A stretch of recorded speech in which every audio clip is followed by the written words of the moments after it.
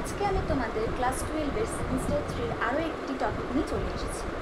আজকে আমি তোমাদের হিস্ট্রি চ্যাপ্টার 2 পড়তে চলেছি। সেখানে তোমাদের আজকেই লাস্ট ক্লাস, ঠিক আছে?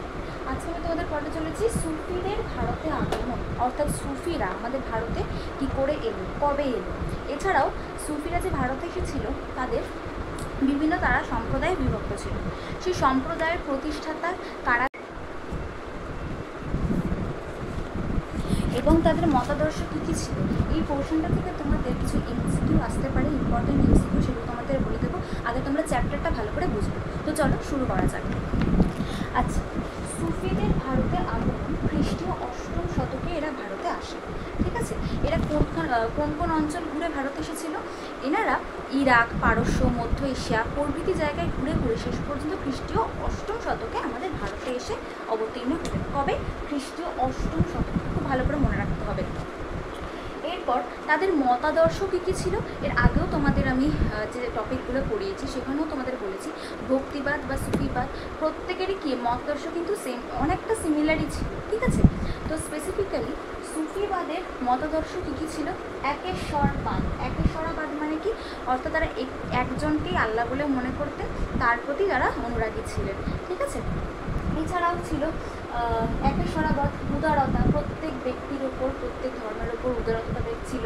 এগুলোই ছিল এদের মূল মন্ত্র, এগুলি নর্মাল মতাদর্শ, ঠিক আছে? তাহলে কবে তারা এসছে? খ্রিস্টীয় 8ম শতকে এরা ভারতে এলেন। এরপর এদের মতাদর্শ ছিল উদারতা ও একেশ্বরবাদ, হয়ে গেল। এরপর সুফি সম্প্রদায় ভারতে আসার আগে ভালো করে তোমাদের খেয়াল রাখতে হবে, ভারতে আসার আগে দুটি সম্প্রদায় এরা বিভক্ত ছিল। সুফিরা ভারতে আসার আগে দুটি সম্প্রদায় বিভক্ত ছিল। কী কী সেই সম্প্রদায়? একটা হচ্ছে বা সারা, বা আইকনটি ভালো করে দেখো, সারা। আর একটা কি? বে সারা, বা সারা, বে সারা, আকার আর একার, ঠিক আছে?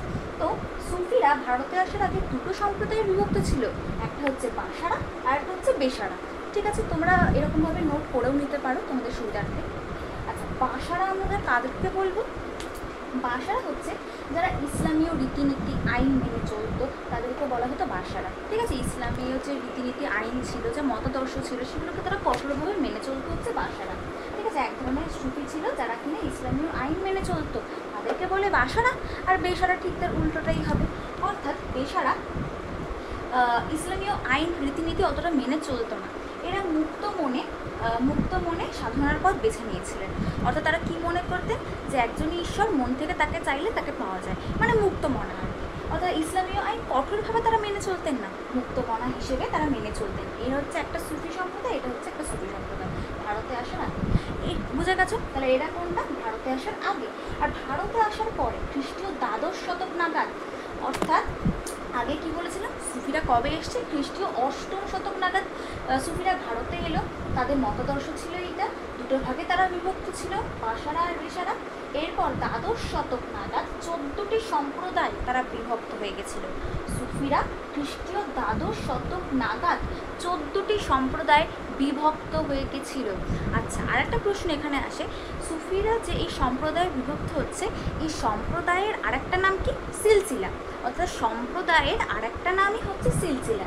খ্রিস্টীয় 12শ শতকে 14টি সম্প্রদায় বা সিলসিলায় এরা বিভক্ত হয়ে গিয়েছিল। মানে প্রত্যেকের তোমার মতাদর্শ হয়তো ভিন্ন ছিল, প্রত্যেকের প্রতিষ্ঠাতা আলাদা ছিল, কিন্তু এরা সবাই কিন্তু সুফি সাধক, কিন্তু সম্প্রদায় হিসেবে এরা বিভক্ত ছিল, ঠিক আছে? আর সুফিদের সম্প্রদায়ের আরেক নাম কি? সুফিরা সম্প্রদায়কে আরেকটা নাম কি বলে চেনে? সম্প্রদায়কে সিলসিলা বলে চেনে, সিলসিলা বলে চেনে। তাহলে আরেকবার চলো একটু সামারি আপ করে নিই। সুফিরা ভারতে কবে এসছে? সবাই বলো। 8ম শতকে এসছে। তাদের মতাদর্শ কী ছিল? একেশ্বরবাদ আর উদারতা। ভারতে আসার আগে কটি ভাগে বিভক্ত ছিল? একটা হচ্ছে বাসারা আর একটা হচ্ছে বেসারা। বাসারা কারা? যারা ইসলামীয় ধর্মকে কঠোরভাবে মেনে চলতো। আর বেসারা কারা? যারা ইসলামীয় ধর্মকে কঠোরভাবে তেমন মেনে চলতো না, মুক্ত মনে ঈশ্বরের সাধনা করতো। এরপর খ্রিস্টীয় দ্বাদশ শতক নাগাদ, আগে তো ওরা দুটো সম্প্রদায় বিভক্ত ছিল, এরপর দ্বাদশ শতক নাগাদ ভারতে এসে 14টি সম্প্রদায়কে তারা আরেকটা কী নামে চিনত, সিলসিলায় বিভক্ত হয়ে গিয়েছিল। কতগুলি? 14টি। ব্যাস, এই অবধি তোমাদের কনসেপ্ট ক্লিয়ার। এবার আমি আস্তে আস্তে প্রত্যেকটা সম্প্রদায় বা সিলসিলার বিষয় তোমাদেরকে আমি ডিটেইলে আলোচনা করব। আর এমসিকিউ পেতে হলে কিন্তু চ্যানেলটি অবশ্যই সাবস্ক্রাইব করে দিতে হবে, কারণ সেখান থেকে কিন্তু তোমাদের পরীক্ষা চলে। তো আমরা যে পড়লাম যে সুফি সম্প্রদায়ের মানে সুফিদের যে বিভিন্ন সম্প্রদায় তারা ভাগ হয়ে গেছিল, তাদের মধ্যে অন্যতম সম্প্রদায় কি 14টি শ্রেণীতে ভাগ হলো, তাদের মধ্যে বলছি, ঠিক আছে। তাদের মধ্যে সবথেকে অন্যতম জনপ্রিয় সম্প্রদায় ছিল যে চিশতি সম্প্রদায়, নামটা ভালো করে মনে রাখবে, ঠিক আছে। ভারতে এই সম্প্রদায় প্রতিষ্ঠা করেছিলেন কে? ভারতে যে চিশতি সম্প্রদায়, সুফিবাদ যে আন্দোলন, চিশতি সম্প্রদায় কে তৈরি করেছেন? খাজা মঈনুদ্দিন চিশতি, তারই যে পদবী অনুসারেই চিশতি সম্প্রদায়। ভারতের চিশতি সম্প্রদায় কে তৈরি করলেন? খাজা মঈনুদ্দিন। তারপরে এখান থেকেই চিশতি তোমরা পেয়ে যাচ্ছ, খাজা মঈনুদ্দিন। এরপর মোহাম্মদ ঘুরির আক্রমণকালে সিস্তার থেকে তিনি ভারতে এসেছিলেন। তো তিনি ভারতে কেন এসেছিলেন? যখন মোহাম্মদ ঘুরি আক্রমণ করেছিল আমাদের দেশে, তখন কি হয়েছিল? তখন তিনি সিস্তার থেকে এখানে এসেছিলেন। তার বিভিন্ন মতাদর্শ রয়েছে, তোমাদের অত ডিটেলে যেতে হবে না, এমসিকিউতে যেগুলি থাকবে সেগুলো তোমাদের জেনে নাও। সৃষ্টিকর্তাকে তিনি আল্লাহ বলে মনে করতেন। এছাড়াও তিনি প্রচুর উদারমনা মানুষ ছিলেন। আজমিরে তার সমাধি ছিল, ঠিক আছে। তাহলে বেশি কিছুই না, এমসিকিউর জন্য তোমাদের কী কী আসবে? একটা হচ্ছে ভারতের এই চিশতি সম্প্রদায় কে তৈরি করেছেন? খাজা মঈনুদ্দিন। আর চিশতি থেকেই অন্য চিশতি টাইটেল চলে আসবে। মোহাম্মদ ঘুরির আক্রমণকালে সিস্তার থেকে তিনি ভারতে এসেছিলেন। সৃষ্টিকর্তাকে তিনি আল্লাহ বলে সমর্থন করতেন। এছাড়াও তিনি আজমিরে তার সমাধি ছিল। হিন্দু মুসলিম সকলেই তাকে খুবই শ্রদ্ধা করে চলতেন, ঠিক আছে। সেরকম আর কিছু তোমাদের লাগবে না চিশতি সম্প্রদায় হিসেবে। আর সব থেকে যেটা বড় কথা হচ্ছে, চিশতি সম্প্রদায়ের এই যে মঈনুদ্দিন বা চিশতি, খাজা মঈনুদ্দিন চিশতি, এনার কিছু শিষ্য ছিল। এই শিষ্যদের বিষয়ে তোমাদের কিছুটা জেনে রাখতে হবে এমসিকিউর জন্য। আচ্ছা, খাজা মঈনুদ্দিন চিশতিকে সেটা জেনে নিলাম। এবার খাজা মঈনুদ্দিন চিশতির বিখ্যাত কয়েকজন শিষ্যের নাম হচ্ছে শেখ হামিউদ্দিন নাগরিক। খুব ভালো করে জিনিসটা, তোমার নামগুলো কিন্তু মনে রাখতে হবে। শেখ হামিউদ্দিন নাগরিক, শেখ কুতুবউদ্দিন বখতিয়ার কাকি,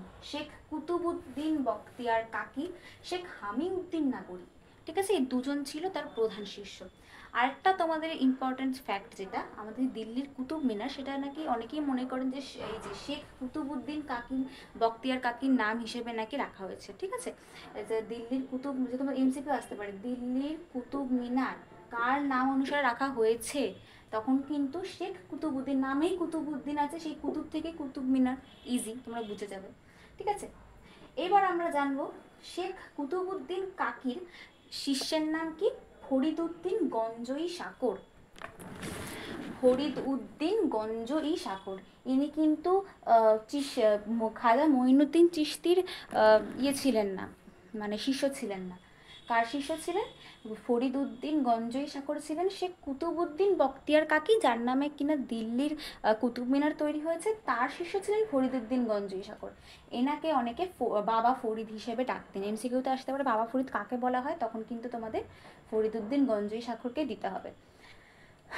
এরপর আরেকজন চিশতি সম্প্রদায়ের উল্লেখযোগ্য একজন সুফি বা সন্তর কথা জানতে হবে। তিনি হচ্ছেন হযরত নিজামুদ্দিন আউলিয়া। ইনি ভীষণ ইম্পর্টেন্ট, এখান থেকে তোমাদের এমসিকিউ আসার চান্সটা খুব বেশি। হযরত নিজামুদ্দিন আউলিয়া। আলাউদ্দিন খলজি এনাকে চিরাগি দিল্লি বা দিল্লির আলো হিসেবে উপাধি দিয়েছিলেন, ঠিক আছে। আলাউদ্দিন খলজি চিরাগি দিল্লি বা দিল্লির আলো কাকে বলেছিলেন? হযরত নিজামুদ্দিন আউলিয়া, ঠিক আছে। আচ্ছা, হযরত নিজামুদ্দিন আউলিয়া সম্বন্ধে আমাদের একটু জেনে নিতে হবে। ইনি তার সময় 7 জন সুলতানের দ্বারা নিমন্ত্রিত হলেও রাজপ্রাসাদের ছায়া মারাননি। মানে সুলতানের দ্বারা তাকে অনেক নিমন্ত্রণ করা হতো, কিন্তু ইনি কিন্তু প্রাসাদের ছায়া মারাননি, কিন্তু তাদের প্রতি তাদের শ্রদ্ধা ছিল, ঠিক আছে। সুলতানদের প্রতি ইনি শ্রদ্ধাশীল ছিলেন। সুলতানদের প্রতি হযরত নিজামুদ্দিন আউলিয়া শ্রদ্ধাশীল ছিলেন, কিন্তু কোনো কি বলবো, বিলাসবহুলতা, যে রাজপ্রাসাদে থাকার লোভ, এইসব কিন্তু এনার মধ্যে ছিল না। ঠিক আছে। এছাড়াও সেই সময়ের বিখ্যাত কবি আমির খসরু, ঐতিহাসিক জিয়াউদ্দিন বারুনি কিন্তু তার শিষ্য ছিলেন। এছাড়াও আলাউদ্দিন খলজি, খুব ইম্পর্টেন্ট এমসিকিউর জন্য, চিরাগি দিল্লি বা দিল্লির আলো এনাকে বলেছিলেন। এছাড়াও মোহাম্মদ বিন তুগলক, এনার আগেনস্টে আলাউদ্দিন খলজি এবং অন্যান্য সুলতানরা এনাকে খুব পছন্দ করতেন। সবাই মনে করতেন যে এনার মধ্যে কোনো একটা ক্ষমতা রয়েছে ঐশ্বরিক, কিন্তু মোহাম্মদ বিন তুগলক এনার বিরোধিতা করতেন। এই বিষয়ে একটা সুন্দর স্টোরি আছে, সেটা হচ্ছে মোহাম্মদ বিন তুগলক নিজামুদ্দিন আউলিয়ার প্রতি বিদিষ্ট ছিলেন। তার ধারণা ছিল নিজামুদ্দিন বাংলার বিদ্রোহী শাসক সুলতান নাসিরউদ্দিন শক্রু শাহের প্রতি সহানুভূতি সম্পন্ন, অর্থাৎ বাংলার বিদ্রোহী শাসক ছিলেন নাসিরউদ্দিন শক্রু শাহ। ঠিক আছে, উনি মনে করতেন যে হজরত নিজামুদ্দিন বোধহয় ওই নাসির উদ্দিনের পক্ষে আছেন। ঠিক আছে, তাই জন্য বাংলা জয় করতে নাকি সমস্যা হতে পারে। তাই মোহাম্মদ বিন তুগলক হজরত নিজামুদ্দিন আউলিয়াকে খুব একটা পছন্দ করতেন না। বিন তুগলক এ কারণে ঘোষণা করেন বাংলার বিদ্রোহী শাসকের শায়েস্তা করে তিনি নিজামুদ্দিনকে নাকি শাস্তি দেবেন।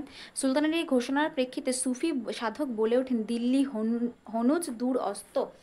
তো বিন তুগলক তো এইসব কথা বলতেন যে নাসিরউদ্দিনকে শাস্তি দিয়ে নাকি হজরত নিজামুদ্দিনকে তিনি হত্যা করবেন। তো সেই সময় হজরত নিজামুদ্দিন কি বলে দিলেন, দিল্লি হনজ দূর অস্ত, অর্থাৎ দিল্লি এখন অনেক দূর। ঠিক আছে, এই কথাটি বলার মাধ্যমে তিনি কিন্তু ফেমাস হয়ে গিয়েছিলেন, দিল্লি এখন অনেক দূর। কথাটি কে বলেছেন? কথাটি বলেছেন হজরত নিজামুদ্দিন আউলিয়া। কথিত আছে বাংলা থেকে ফেরার সময় দিল্লি ঢোকার আগেই সুলতানের মৃত্যু হয়। আচ্ছা, এই কথাটা বলার মানে কি? বাংলা থেকে যখন দিল্লি ঢুকবেন মোহাম্মদ বিন তুগলক, তখনই নাকি তার মৃত্যু হয়েছিল। সবাই মনে করে যে এই সন্ত হজরত নিজামুদ্দিন আউলিয়া কথাটি যখন বলেছিলেন দিল্লি হনুজ দূরস্থ, এই কথাটার মাধ্যমেই নাকি মোহাম্মদ বিন তুগলক দিল্লিতে ঢোকার আগে মৃত্যুবরণ করেছেন। তখন আরও ইনি ফেমাস হয়ে যান, সবাই মনে করতে থাকেন ইনি বোধহয় ভবিষ্যৎবাণী করতে পারেন। ঠিক আছে, এটা ছোট্ট একটা স্টোরি, তোমাদের অতটা আসবে না। শুধু দিল্লি হনুজ দূরস্থ কথাটি কে বলেছেন? হজরত নিজামুদ্দিন আউলিয়া। ঠিক আছে, এই হচ্ছে তোমার চিশতি সম্প্রদায়। এবার সুরাবর্দী সিলসিলা সম্পর্কে জানতে হবে। তো চলো শুরু করা যাক। আচ্ছা, চিশতি সম্প্রদায় সম্পর্কে আমরা জেনে নিলাম। এবার আরেকটি উল্লেখযোগ্য সম্প্রদায় কারা ছিলেন? সুহরাবর্দী সিলসিলা। সিলসিলা কথার আরেকটা অর্থ কি? সম্প্রদায়। তাহলে চলো শুরু করা যাক। এই সম্প্রদায়ের প্রতিষ্ঠাতা কে ছিলেন, অর্থাৎ প্রবর্তক কে ছিলেন? শেখ শিহাবুদ্দিন সুহরাবর্দী। সুহরাবর্দী তো এখান থেকেই পেয়ে যাবে। আর শেখ শিহাবুদ্দিন ছিলেন সুহরাবর্দী সিলসিলার প্রতিষ্ঠাতা। সো ইনি মুলতান থেকে জাকারিয়া বাগদাদে প্রতিষ্ঠা পেয়েছিলেন। মুলতান থেকে শেখ শিহাবুদ্দিন সুহরাবর্দী এসেছিলেন এবং জাকারিয়ার বাগদাদে তিনি সুহরাবর্দী সিলসিলা প্রতিষ্ঠা করেছিলেন। কোথায় প্রতিষ্ঠা করেছিলেন? জাকারিয়া বাগদাদে সুহরাবর্দী সিলসিলা প্রতিষ্ঠা করেছিলেন। আচ্ছা, এনাদের মতাদর্শ ভাবধারা কি ছিল? সাধারণ মানুষের সঙ্গে এনারা যোগাযোগ রাখতেন না, কিন্তু রাজনীতির সঙ্গে ইনি মানে শেখ শিহাবুদ্দিন এবং তার অনুগামীরা সরাসরি যুক্ত থাকতেন। ঠিক আছে, তাহলে বেশি বেশি তোমাদের জানতে হবে না। মোট কথা হচ্ছে শেখ শিহাবুদ্দিন এটি তৈরি করেছিলেন। মুলতান থেকে তিনি এসেছিলেন এবং জাকারিয়া বাগদাদে তিনি প্রতিষ্ঠা করেছিলেন সুহরাবর্দী সিলসিলা। এরপর তিনি সাধারণ মানুষের সঙ্গে, এদের মতাদর্শ কী ছিল? সাধারণ মানুষের সঙ্গে এনারা যোগাযোগ রাখতেন না বেশি, আর রাজনীতির সঙ্গে ইনি যুক্ত ছিলেন। এরপরে জেনে দেখো কাদেরি সিলসিলা। কাদেরি সিলসিলার প্রবর্তক কে ছিলেন? শেখ মহিমুদ্দিন কাদির জিলানি। শেখ মহিমুদ্দিন কাদির জিলানি। ঠিক আছে, প্রথম প্রবর্তক ছিলেন শেখ মহিমুদ্দিন কাদির জিলানি। এরপর ভারতে কে প্রতিষ্ঠা করেছে কাদেরি? ভারতে প্রতিষ্ঠা করেছে সৈয়দ মোহাম্মদ জিলানি। সৈয়দ মোহাম্মদ জিলানি প্রথম আসলে এটি প্রবর্তন করেছেন শেখ মাহিমুদ্দিন কাদির জিলানি, আর ভারতে তৈরি করেছেন সৈয়দ মোহাম্মদ জিলানি। ঠিক আছে, সৈয়দ মোহাম্মদ জিলানির পুত্র আবুল কাদির পরবর্তীকালে এই কাদেরি সিলসিলাকে আরও ভালোভাবে প্রবর্তন করেছিলেন। রাজনৈতিক প্রভাব ছিল আর সম্পত্তির অধিকার তাদের ছিল। এদের রাজনৈতিক অধিকার ও সম্পত্তির প্রভাব ছিল। উল্লেখযোগ্য সাধু বা সন্ত কারা ছিলেন? উল্লেখযোগ্য সাধু বা সন্ত ছিলেন মিয়া মি। এই সম্প্রদায়ের উল্লেখযোগ্য সাধু ছিলেন মিয়া মি। তাহলে কাদেরি সিলসিলা কি? কাদেরি সিলসিলার প্রতিষ্ঠাতা শেখ মাহিমুদ্দিন কাদের জিলানী ভারত থেকে প্রতিষ্ঠা করেছেন। সৈয়দ মোহাম্মদ জিলানী পুত্রের নাম কি? আবুল কাদির, যে কিনা কাদেরি সিলসিলাকে আরও বহুদূর এগিয়ে নিয়ে গিয়েছিল। এরপর এনারা এদের রাজনৈতিক প্রভাব যথেষ্ট ছিল এবং সম্পত্তির বিপুল পরিমাণ সম্পত্তির অধিকারী এরা ছিল। ঠিক আছে। মিয়ামির এই গোষ্ঠীর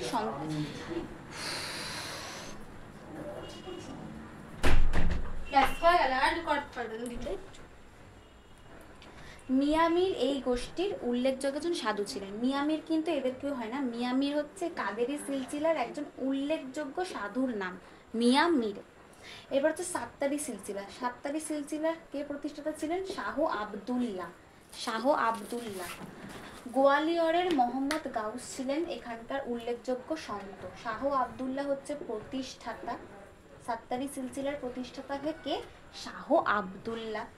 আর গোয়ালিয়রের সন্ত মোহাম্মদ গাউস ছিলেন একজন বিখ্যাত সন্ত। গোয়ালিয়রের মোহাম্মদ গাউস ছিলেন সাত্তারি সিলসিলার একজন বিখ্যাত সন্ত। ইনি দুটো গ্রন্থ রচনা করেছিলেন, জাওহিরি খামোস আর বাহরি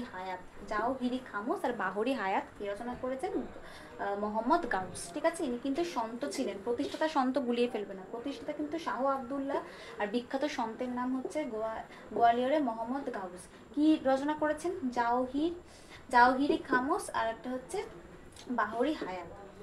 এছাড়াও তানসেন, হুমায়ুন প্রত্যেকেই কিন্তু সাত্তারি সিলসিলার সঙ্গে যুক্ত ছিল। ঠিক আছে। তানসেন, হুমায়ুন এরা কিন্তু সাত্তারি সিলসিলারই অনুরাগী ছিলেন।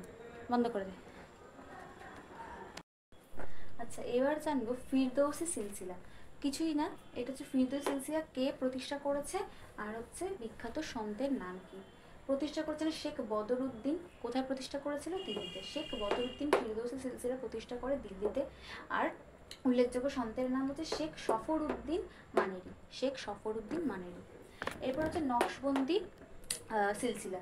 মোহাম্মদ বাহাউদ্দিন মোহাম্মদ নকশবন্দ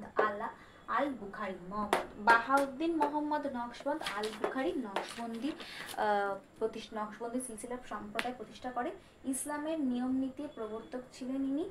আর নতুন কোনো নিয়ম নীতির মেনে চলা খুব একটা তিনি পছন্দ করতেন না। অনেক বড় নাম, তোমরা কিন্তু বারবার মুখস্থ করতে হবে, লিখে মুখস্থ করবে। মোহাম্মদ বাহাউদ্দিন মোহাম্মদ নকশবন্দ আল বুখারি। ঠিক আছে। এখনো পর্যন্ত নকশবন্দি যে সম্প্রদায় বা সিলসিলা তুরস্ক, চীন, জাভা, ভারত প্রভৃতি জায়গায় ছড়িয়ে আছে। ঠিক আছে। নকশবন্দিটা খুব বড় কিছু নয়, শুধু হচ্ছে কে প্রতিষ্ঠা করেছেন? মোহাম্মদ বাহাউদ্দিন মোহাম্মদ নকশবন্দ আল বুখারি। এমসিকিউতে তোমাদের কিন্তু আসতেই পারে। ঠিক আছে। আর ফিরদৌসি, শেখ বদরুদ্দিন আর শেখ সফরউদ্দিন হচ্ছে উল্লেখযোগ্য সন্ত। ব্যাস, এই দুটো সিলসিলা। আর প্রত্যেকটা সিলসিলা আমি তোমাদের কভার করে দিয়েছি। আশা করি তোমাদের ভালো লেগেছে ভিডিওটা। ভালো লাগলে অবশ্যই like, comment, share and subscribe করে দিও। Thank you.